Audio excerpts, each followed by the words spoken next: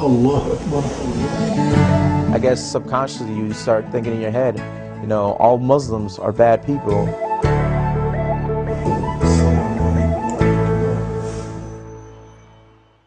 You started feeling the effects of this since you joined the military.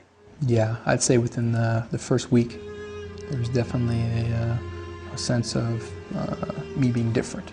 And how's that? You know, just upon the first week, we were at reception in my basic training unit. We were lining up after lunch, and the drill sergeants were naming off the services. And the last one that they had to offer, that was on their list that the drill sergeant was reading off, and he said it in a very sarcastic and humorous voice, and he was like, does anybody need to go to Islamic service? So immediately, there was that belittling of the faith. And I raised my hand. And he was stunned. He was stunned. You know, he had to see who this guy was. He brought me out to the front. You know, this is a group of about 400 new recruits, 400 new guys. He brings me to the front. He's like, so you're going to Islamic service? Yes, I am. Yes, drill sergeant. All right. He wasn't expecting it. He didn't know how to respond. I think he felt a little uncomfortable because of how he brought it up, and immediately like, oh, okay. Well, we need to find somebody to go with you, because you always have to have somebody go with you in basic training. And there was no other Muslims in that group. And eventually somebody raised their hand, who I'm still good friends with to this day, that decided to come with me. But that was the first week of not even knowing anything about the military.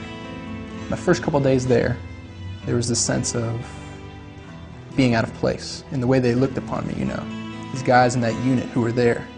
And essentially these guys are looking up to that drill sergeant as a mentor, as a role model, as something eventually they'll be in the military if they, work through the ranks. And for him to have that attitude, for there to be that atmosphere there, they kind of, I think they saw that, drew to it, and thought it was a normal thing. It was normal. Off the bat, I could sense a little difference in the environment.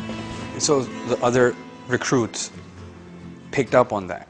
Absolutely. And they said, okay, my boss is doing this to this guy, so it makes it doable for me too. Sure. It's the cool thing to do, apparently. It's the standard that's being set. To embarrass an American Muslim is a cool thing to do? Absolutely not. In that environment, at that time, in that arena, yes, absolutely. In the military right now, sure. Kluan is not the only one who felt something totally different about being in the U.S. Army. Others have felt the undertones as well, at least those who are willing to speak, like Chad and Arnold. From your statement, it sounds like as if America is fighting Muslims, whereas I thought that America and the world are fighting terrorists who happen to be Muslims, and just a tiny little bunch of them. I guess I wouldn't really say Muslims. Like, it's not brought out there like Muslims, but it's like, I guess the majority of them, I guess that's almost how it's portrayed to me, I guess you could say. U.S. Army Specialist Arnold Mendez. You kind of get those undertones because you're going through basic training. You're being taught to fight as a cohesive unit. You're taught about brotherhood. Take care of your battle buddy. Look out for your platoon. Look out for your squad. Look out for U.S. Army. Just army of one.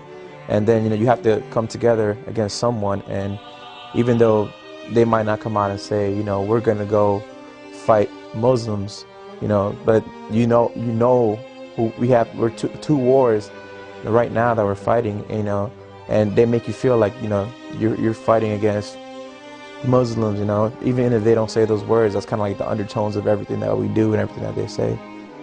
I still wasn't clear about what these guys meant when they said the undertones are there. So I asked Arnold again, what exactly is he trying to say? They have the sights set up, the fob set up, and the guys who are playing the insurgents, the terrorists, whatever you want to call them, these guys are dressed up in a certain manner. They're portrayed to be of Muslim faith. They're not portrayed to be just anybody. So that's why I said it has those undertones, that, and I guess subconsciously you start thinking in your head, all Muslims are bad people.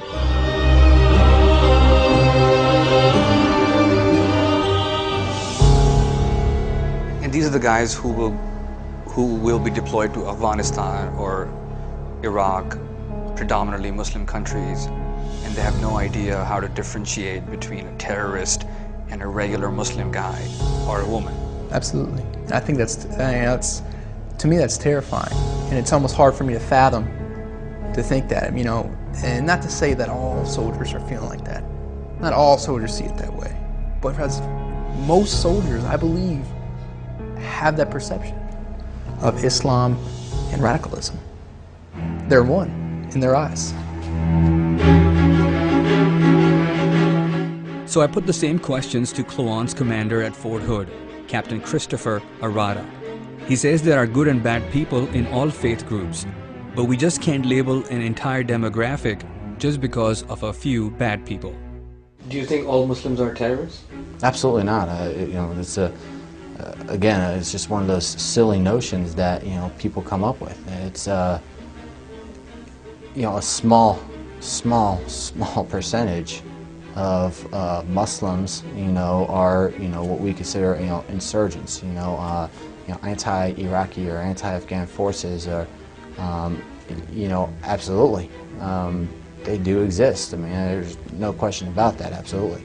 But on the exact same token, there are Christian groups, Christian fundamentalist groups that could very easily be considered, you know, terrorists. And, you know, you've got groups in all faiths and all religions that some people, they interpret it, you know, their very specific way and the way they want it to be interpreted, and they use that as an excuse. But it comes down to the individual person. Always comes down to the individual person. It's unfair to sit there and say all Muslims are terrorists if you're not going to use the exact same standard for everything else, every other religion, every other race, every other, you know, thing. And of course we don't use biases when talking about other people. You know, we don't use stereotypes when talking about, you know, for me, I'm Italian and I'm Irish. You know, people don't talk about me like, you know, stereotypical Italian things or stereotypical Irish things.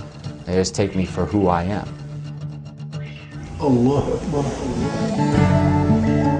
God and Allah, they're the same person. You know, they just have a different name.